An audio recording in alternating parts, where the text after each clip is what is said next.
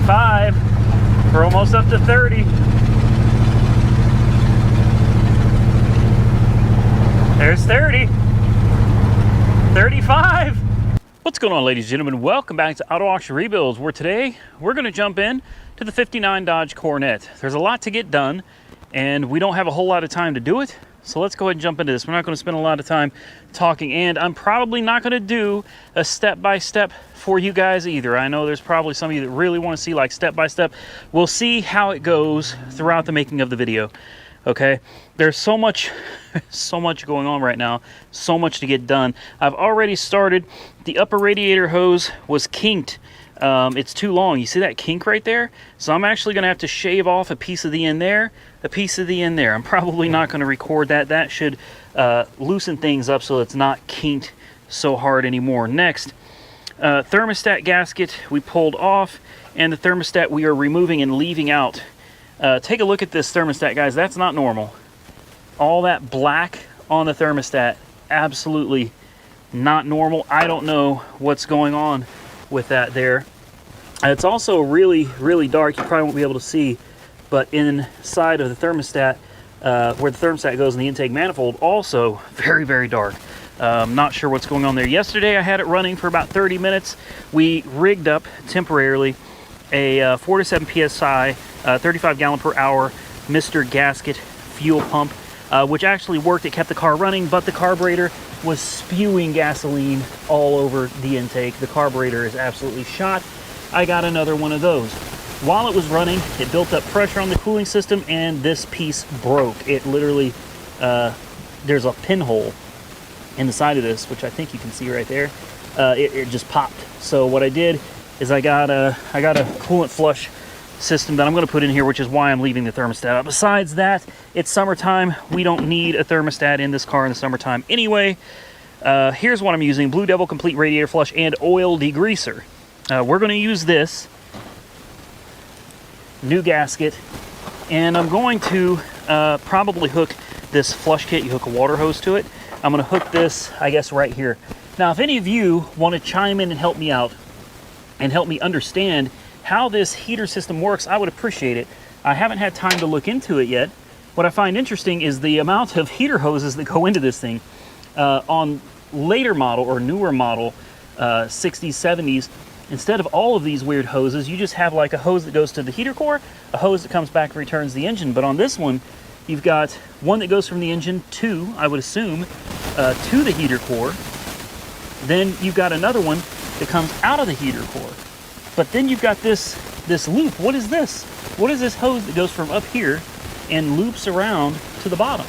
I don't understand what that's doing there. I also don't know exactly. I know this is a bypass valve, but there's nothing hooked to it. So I don't really understand what that's doing there either. So obviously I've got some work to do on the cooling system. Fill it up with water. Here's the stuff that I flushed out of it. I collected it in this bucket. It looks really gross. Really, really gross. I'm not 100% sure, but I'm wondering if we may have a head gasket issue with this carb. We're not even going to focus on that right now. Next, aside from getting the cooling system put back together, we have the new carburetor. I was able to find the exact same carburetor that's on it right now. And this is not the original carburetor. The original carburetor was a Stromberg, I think it's called, WW2 or something, or W2 Stromberg.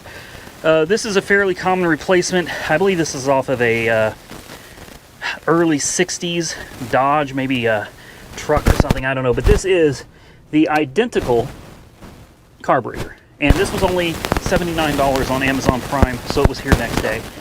Yes, $79 for a carburetor. Next, we have a brand new fuel tank, which I honestly did not expect to show up today. This wasn't supposed to be here for several days, but it showed up. So here it is. This was $300, $279 plus like $40 shipping for a new gas tank. It's got the locking ring, little gasket there, and this I paid for separately. They went ahead and installed this for me, but I don't even know. Yeah, I don't even think I want to take that out. To be honest with you, this looks like kind of a bear. Anyway, This is a sending unit that I paid, I think about $70 for. There are two different types of sending units for this car. I didn't know which one this car had because I haven't gone under it and taken it out. So it's either a one, you know, just a plug-on wire type right here, or this one has a pigtail already attached. The difference is the ohms, the resistance between these two. So the fuel gauge will either work with this one or the fuel gauge will work with that one, but the fuel gauge will not be accurate with one of these. One of these is not going to work right. So to figure that out, we pretty much got to get that gas tank off first, which is what we're going to work on here in just a minute. It is hot as hell out here today. I think we can do this without jacking the car up. Last night, I came out in the middle of the night, I installed new lenses. So we have a new brake light lens and we have a new reverse light lens. These are not broken. Makes it look a lot better. Plus it's legal. License plate light, where all the lights work. All the signals work. So we should be good to go, guys. Probably air the tires up a little bit. We're going to find out, at least I hope we're going to find out in this video, if this car actually drives. Today, we should be able to take her out on her maiden voyage. So I'm going to get started on this. Where to start? I think I'm going to start with the gas tank because that's probably going to be the biggest PITA since there is still gas in it. We're going to go ahead and start by dropping the old fuel tank, getting it out from under here, sliding the new one in, figuring out what sending unit. I don't think I'm going to record that, guys. I don't, because it's going to be hard to get the camera in there. But let's pull the old tank out. Let's sit it next to this one, make sure everything matches up. All right, boys and girls, we have created a monster. Gotten ourselves into a mess. New gas tank, old gas tank. Old gas tank is out, and as it turns out, the old gas tank has the wrong sending unit in it, so the gas gauge would have never worked properly. The stuff that's in here, I'm going to see if I can even get you guys in there. Hold on, let me see. Let me see if I can get you guys some light. I've had to play with both sending units, wiring them all up in an attempt to figure out which one actually goes to this fuel gauge. So I'll be honest with you, I don't think you're going to be able to see in there very well. I've got the light on as best I can. No, you're not going to be able to see in there. Okay, well, anyway, suffice it to say, it's rusty, it's a mess. So I got a brand new gas tank here. This thing, guys, literally, it came off and out of the car in like 20 minutes. It's probably the easiest gas tank I've ever dropped in my entire life. We figured out which sending unit it is. That is a single wire sending unit that came out of it. But the one that it needs is a dual wire sending unit. It has a ground strap as well as a signal wire. And this one is the one that it's going to take to no, sorry, wrong one. This one I've got all the alligator clips. One for a ground, one for a signal. Been able to adjust it and it seems very accurate. So we will have a fuel gauge. I'm not going to talk through this whole thing, guys. I'm going to jump under here. I'm going to put this back in with the new sending unit locked in place. I'm going to bolt it up and then I'm going to run some fuel line and the fuel pump. Fuel pump's got to be mounted within 10 feet or 12 inches of the fuel tank. So somewhere around, I don't know, somewhere over here somewhere, I'm going to find somewhere to mount that new pump, get our line in, get everything routed up to the engine bay so that we can, you know, put a carburetor on it. I got a new choke for it. Not a new choke, but the new thermostat style choke. The heat causes the spring to expand and actually opens the choke for you. I've got a new one of those. I'm gonna hook this all up, guys. I'm so excited that we're gonna have a gas gauge, fresh fuel, and this thing's gonna run. I don't know if it's gonna run all right. I don't know if it's gonna be blown up, but damn it, it's gonna run on its own and it's gonna drive. Let's get to it. Well, ladies and gentlemen, happy 4th of July. I know this video is probably not gonna come out until I don't know, probably closer to the 20th, but for me, it's literally 4th of July. I worked on this car. Sorry for the video angles there, guys. I worked on this car until it was after 4 o'clock in the morning when I had to give up on her. It literally kicked my ass. But here's where we're at. All right. Cooling system's back together. This hose no longer has such a bad kink in it. I'm going to have to replace that hose though. We've got the battery installed. Cooling system is back together. We've got a new carburetor. We've got all new fuel lines running from the front all the way back. We've got a new fuel tank up underneath. New sending unit. It's not finished hooked up yet. I've got to hook the ground wire up. But look under there. Okay, brand new fuel tank under there. One little ground wire hanging out, nothing leaking. And the good news is she runs. The bad news is she doesn't drive. I know, huge disappointment. I'm disappointed too. I will fire it up for you. The fast idle is probably turned up a little high on this. I had to disconnect the choke too. When the choke is installed, it's always keeping the choke completely closed, and I can't get it right. There's some tweaking I got to do. Obviously, this is not the carburetor that originally came with it, like back in the day. So we're having a few issues there. The main issue, the reason it won't drive, is because of this. This is the gas pedal, and no matter how I try, I built this. I made this last night. I just came up with an idea. The carburetor opens this way, okay? But the gas pedal goes this way. Okay, this would be rested. Forward is how it tries to push. When you hit the gas, it goes from here and it pushes forward. So I put this down here thinking that it would push forward and open it. The problem is it doesn't. All it does is try to bend this here. I've tried adjusting it all different ways, guys. I can't get this linkage to work. And I think the reason is because of this bend. You see this bend? Runs at, I don't know, 40 degrees or so, maybe a little less, but there's about a, I don't know, a 35, 40 degree bend right here, but it's going down. I think that bend needs to be flipped, and that bend needs to be going up to help push this up. Yeah, also these springs are not hooked up right. I've been fighting this thing, like I said, guys, all night. So here's what I'm going to do for you. I am going to give her a start. Make sure that she's still running okay this morning. She was fine at 4 o'clock in the morning. It's now 11. I don't see any reason why anything would have changed since then. But, you know, the good news is it's all together. It's all working. It's almost done. We're so close to being able to drive it. I still think we're going to be able to drive it in this video. It's just going to take a little more tinkering. Another thing I noticed is there seems to be a misfire, I think. I could be wrong, but I'm pretty sure I hear a misfire. This has true duals, so there's no X pipe or anything. It literally goes from one cylinder, or not one cylinder, one bank all the way out the back. And I'm pretty sure we've got a misfire on this bank somewhere. That's something we'll have to check out later. For now, I'm going to hook those springs up because you don't want those things off right now. It's wide open throttle. Put those springs back on, see if we can fire it up. You can hear her run. Well, you know how that thing on SpongeBob goes, 4 hours later.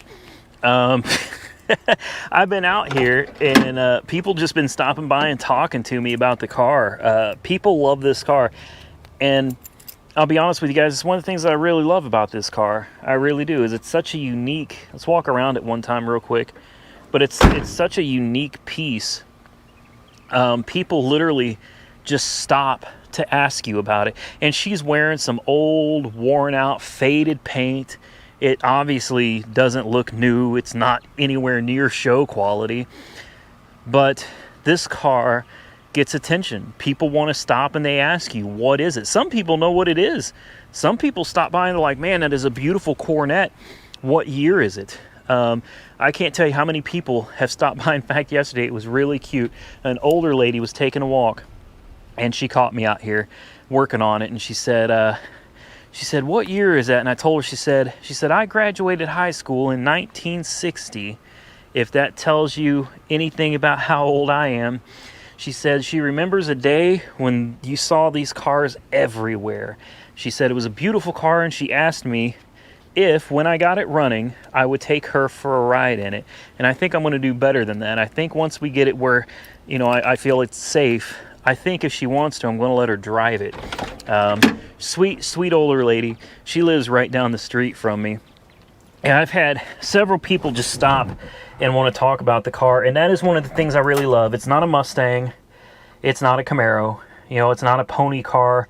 It's not a sports car, it's not a fast car, but it is a unique car. It's a very interesting looking car, especially with your 2-speed push button automatic. Your speedometer that doesn't have any needles, it's lights. Now of course I don't know if any of that works, but I will show you something. Watch this.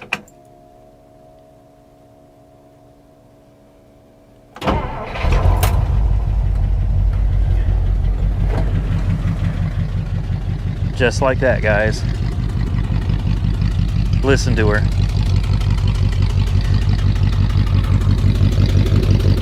Do you hear a misfire? It sounds like this side is running smooth, but I hear a tut tut tut tut tut tut tut tut. Yeah, I'm pretty sure we got a misfire on that side, which is interesting because we have currently new spark plugs, new plug wires, distributor cap, the rotor, the points, like the whole ignition system's been replaced. So if we do have a misfire on this side, I'm going to say it might be from possibly these. You have to adjust the valve lash on them, so it may be a valve is out of adjustment on this side, so we're probably going to have to pop that valve cover off and adjust the valve lash. But if you look at the engine, it looks like it's actually running pretty damn smooth. But I think it does have a misfire. And I've had a lot of people asking me about the PCV valve. These cars don't use PCV valves. What they have is they have this PCV looking thing that comes out of the valve cover right here, right there, and it goes straight to the concrete, straight to the ground. So when it builds up too much pressure, instead of blowing seals out or recirculating back into the intake, it literally dumps right onto the ground. That's how they did it back in the day. They had no problem with pollution in the 50s, none at all. All right, guys, let's see if we can get this thing driving today.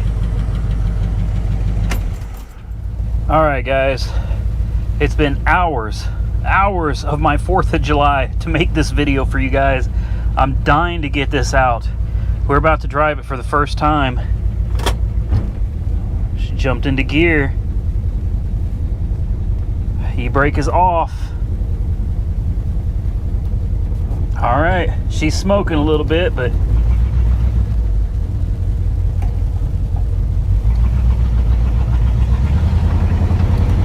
first drive, guys.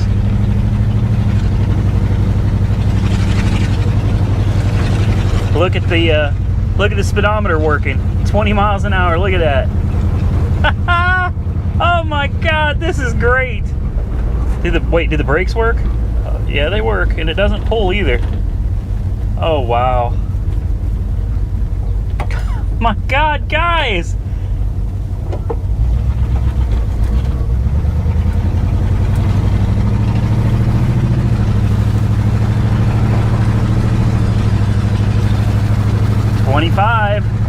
We're almost up to 30.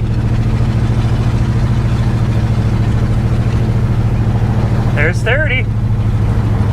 35. 40.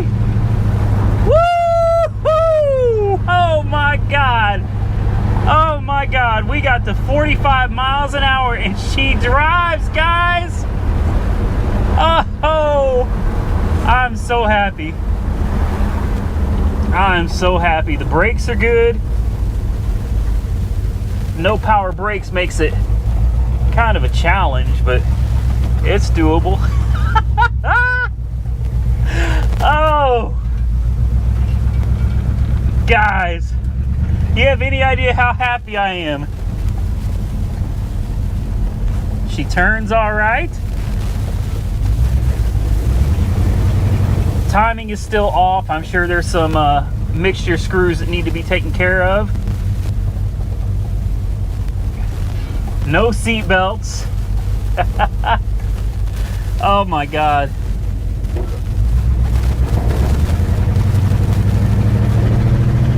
Yeah, you go, girl.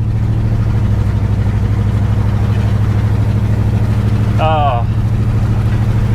This, guys, this is what life's all about, man. I know family and everything too, but this is living right here, man.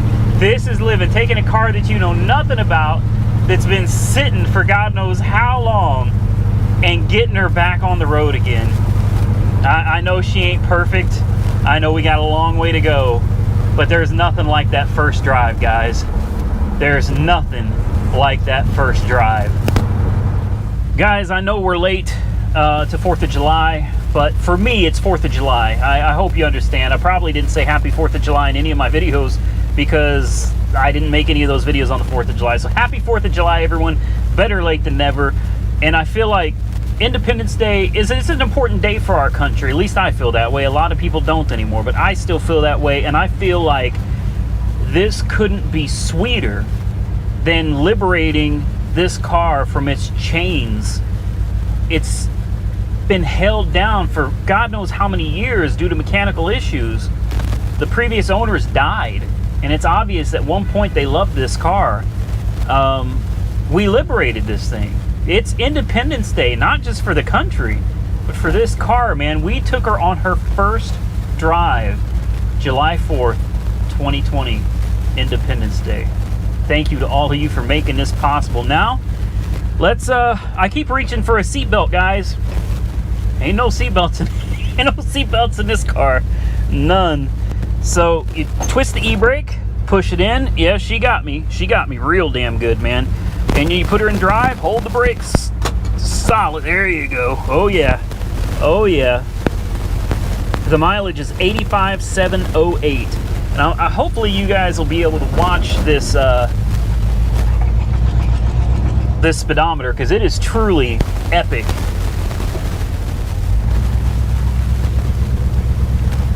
Let me see if we can get you on a straight road here. You see it? You see the way? I'm not gonna be able. There it is, right there. You see it?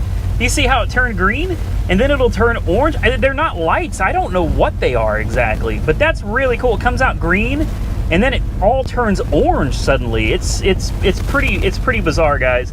As soon as we get a green light, I'll show you. Look at the fuel gauge. We actually have almost a quarter of a tank in the fuel. Temperature, I took the thermostat out. It's running nice and cool. Oil pressure is doing all right. Amps are doing all right. Here you go. Here you go. Watch this, guys. Look at that spot. See how it turns green? Look at her go. Look at her go. You'll see what I mean? She turns orange here at like 35. There it goes. Look at that. Look at it turning orange. Can you believe that she runs, guys? Truthfully, I can't. I am absolutely just blown away, man. Blown away that we're cruising this old girl down the street right here. Look at her go. And that, ladies and gentlemen, is going to be a wrap. We're not going to be able to really take it too far or go too fast. Obviously, the tires are old. These are Cokers. For those of you that don't know, Coker's one of the big brands you go to when you want old school white wall tires like this. So we're going to have to get some new tires now that I know that it drives. It needs all new belts. The belts are all ready to break. Hoses, because they're crap. It's holding pressure, thankfully. Radiator appears to be doing all right. Water pump is circulating. As I said earlier, no thermostat, but I do think we're going to need all new heater hoses, new upper lower radiator hose as well. We need to just take care of that. The belts all need to be replaced. Obviously needs fluids changed. Oil and oil filter would be the first thing, because the oil in this is flooded in gasoline. It's actually overfull on oil from all the gasoline that was being dumped into this thing from that old carburetor. But this is what it's all about, guys, right here. For those of you that don't know, this is the type of stuff I live for, man. Cool, interesting, unique old cars, which I don't get to do them very often. In fact, aside from my C3 Corvette, guys, this is the first time we've done a car this old on the channel, and this is the first time I have ever owned a car from the 50s. And I think I picked a good one. I do. The car is a conversation piece. Even with its current patina, people love it. We're wearing its old, worn out paint. You see the primer showing through. Like, it looks rough, but people just love coming up to you and talking to you about the car. I'm excited. We're not going to stop here, guys. I've had a lot of people on Instagram that's seen this. By the way, follow me on Instagram, Auto Auction Rebuilds, and you're going to get to see previews of stuff like this long before it ever hits YouTube, guys. A week, 2 weeks, sometimes in advance. If you follow me on Facebook and Instagram, Auto Auction Rebuilds. If you don't, that's fine too. Do whatever you want to do. But guys, A lot of people are like, please don't stop there. You know, you got it running, you got it driving. Truthfully, to be honest with you, if I was smart, I would stop here. I would absolutely stop here. There is no money, ladies and gentlemen, let me tell you, there's no money in restoring old cars. There is not. I don't care what kind of car it is, there's no money in it. You will spend more restoring a car than you'll ever be able to sell a car for. And for that reason, we are not going to be restoring this car. But we're not done yet. I'm going to continue on so long as you guys keep watching the videos, as long as you're enjoying the content and I'm able to make some money from the YouTube videos, we will continue on with this car. I'll tell you what, guys, I had a wonderful time putting this car back together and getting it on the road. It's not 100%. Some of the stuff I had to do and engineer just to get this thing to drive for this video cannot be left that way. There's some definite engineering going on here that we're going to have to take care of in the future, and I absolutely will. But it is the 4th of July. It is now late into the evening. It's past 5 o'clock. The kids and everybody are waiting on me because we're supposed to be out doing fireworks tonight. So I think it's only appropriate that for this video, we also include some fireworks. So we'll throw some fireworks in at the end of the video. I just wanted to assure you guys that number one, I have no intention of restoring this car. Number two, we're not stopping where we're at. We are going to continue with fixing it. We're going to get the tires, as I said, fluids changed and stuff like that. Definitely needs an alignment, have the front end checked. There's a lot more to do, and if you guys want to see it, all you got to do is hit that thumbs up button to let me know that you want to see more content on the 59 Dodge Coronet. Comment your thoughts down below. Comment your ideas. Hell, comment below and tell me what you would do next to the car. For me, it's tires. Tires are of the utmost importance right now. Tires, belts, fluids have got to be done. I love this car. The amount of people that stop to talk to me about this old, faded paint car is insane. It's not just me that loves it. Other people apparently love it as well. If you guys enjoyed this video, like I said, please hit that thumbs up button. It lets me know that you want to see more of this, and we will definitely come back and do more of this. I don't know what the future holds for this car. A lot of that really does depend on you guys and gals watching these videos. Thank you so much. Truthfully, this is my first 50s car, and it was so much fun bringing it back. And the fact that we were able to take it on its first drive. Here, in case you guys, hold on, in case you guys don't believe me. Look at this. It is 4:45 p.m. Saturday, July 4th, 2020. Okay, so I literally have been out here sweating for days trying to get this thing going so that I could make this video for you. And the fact that it all came together and worked out on Independence Day is super, super cool. All right, guys, I guess with that, we'll get on to the fireworks show. Then we'll get out of here. All right, so I told you guys I'd share some of the 4th of July with you to get started. We got the bonfire going. We got a few little drinky drinks going as well. We got the grill going. We got some steak out here on top of these. Look how beautiful these coals are. Man, those steaks are gonna be bomb. We've already started some of the festivities without you guys, and now it's about time to light up some of these fireworks. Yeah, go for it, man. Have at it. Light them up. Light them up. See what she does. Oh, it's a dud. Oh.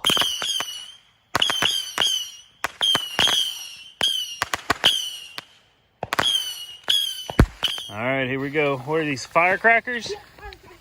Oh boy.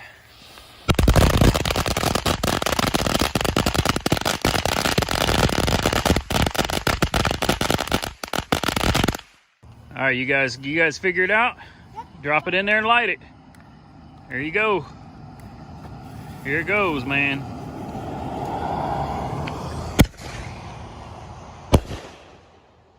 Wow.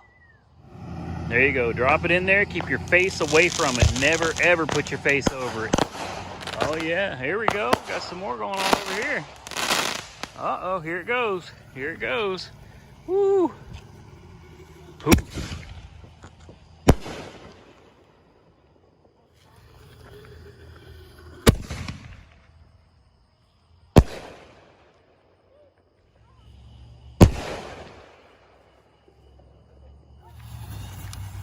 Two at once, oh boy.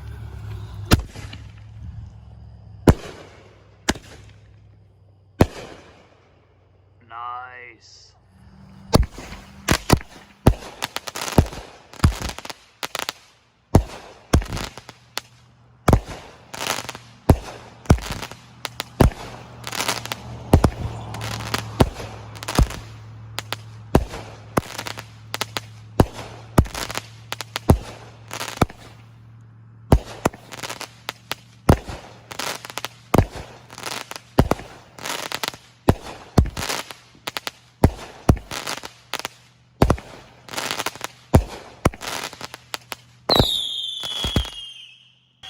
Get yours lit. You ready?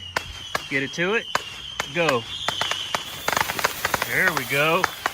There we go. Let's see what this does.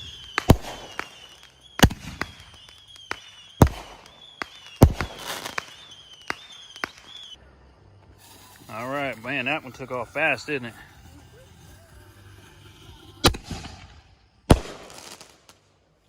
Hopefully we got it facing the right damn direction.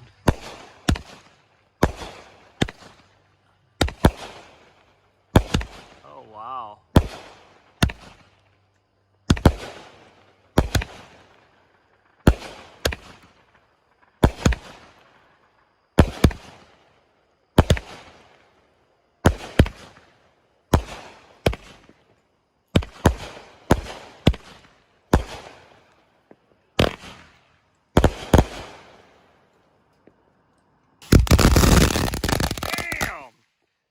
Too close, man. Too close. Uh-oh. What's this gonna do?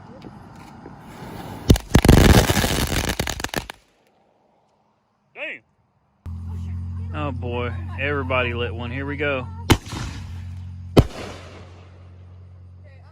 That's one. Where'd the... Ah. Here goes another one. What the hell was that? Wow. Here they go again. Uh-oh. Here goes.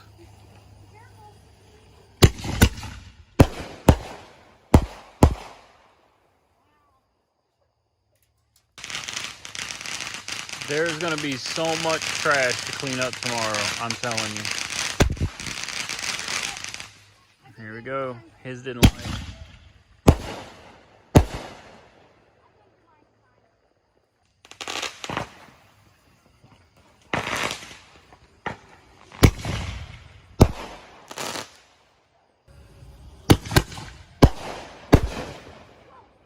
Damn.